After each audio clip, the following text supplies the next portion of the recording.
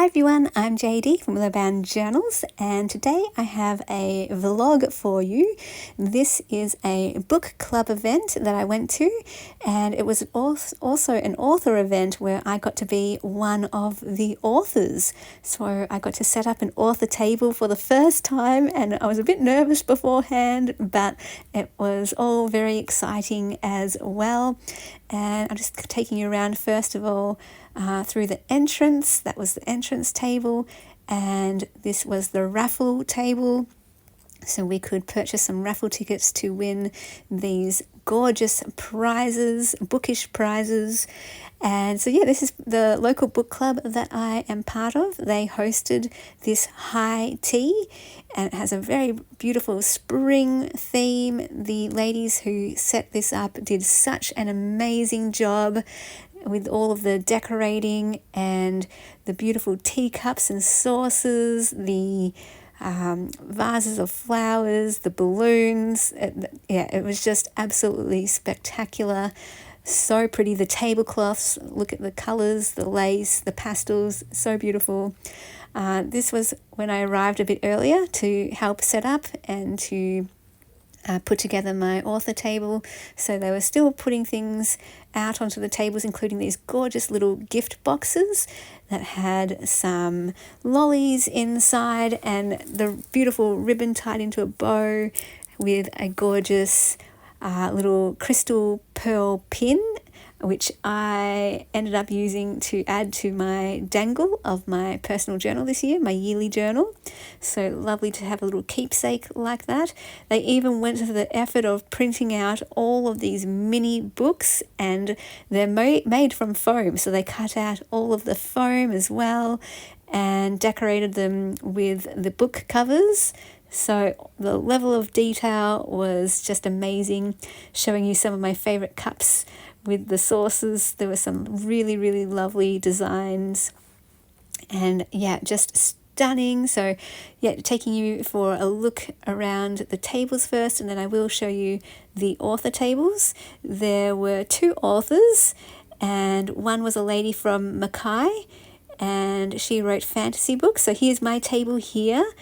And yeah, I had no idea what I was doing. I quickly Googled how to set up an author table, and I loved being able to use some of the decorations from my Princess Ball party to decorate the table, and loved it. So scattered around the diamantes, around the tablecloth. This was the photo booth as well, which was so beautiful with the sheer curtains and all of the florals. So pretty. I would definitely be happy to have that set up in my own room on my own window. This is one of the lovely ladies, Helen, who helped to set up and came up with the whole concept of this idea with a couple other ladies, Sandra and Christy. And I also used the rose lamp and the crown that went on top of the birthday cake to decorate this table, printed out some information cards and used the upside down diamante holders to display those, which was great. And then just have my book lamp in dark places there that was available. And then this is the other author table, and it was definitely a big learning curve for me, seeing how it was all set up so beautifully and all of the tiers and layers. So very, very cool to see, and it was really lovely talking to April. I believe her name is April Tippett, and hearing a bit about her story and her writing journey and about how to set up a table. She was just saying that, you don't have to only have books available. You can also have other things, because she said that, some people already have all of her books, but they still want to support her.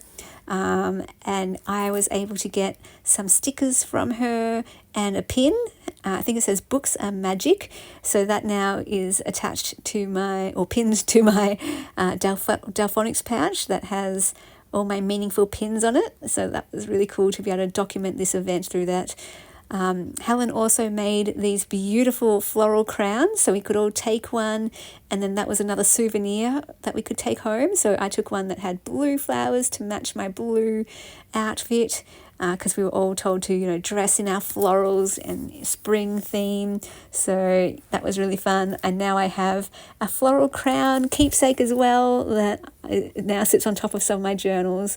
This is Sandra putting together the gift boxes. So we helped to put together some of those and then place them around the place. So that was lovely. And Helen also did the vases of flowers, and people could take those home.